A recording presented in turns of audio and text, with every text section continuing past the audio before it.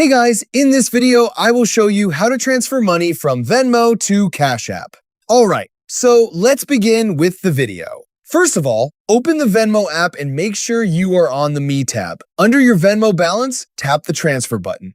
Now, choose how you want to transfer the money. If you need the money immediately, you can select Instant Transfer, but Venmo will charge a fee based on the amount you transfer. If you don't want to pay a fee, choose the 1-3 business days transfer option and confirm the transfer. This will send the money from your Venmo account to your linked bank account.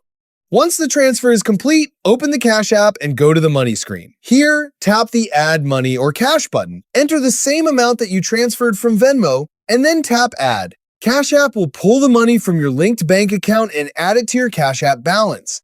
After the money has been added, you can use your Cash App balance to send money to others, make purchases with your Cash App card, or invest in Bitcoin or stocks. And that's it. So that's basically how you can transfer money from Venmo to Cash App. So that's all for this video. See you in the next one. Thanks.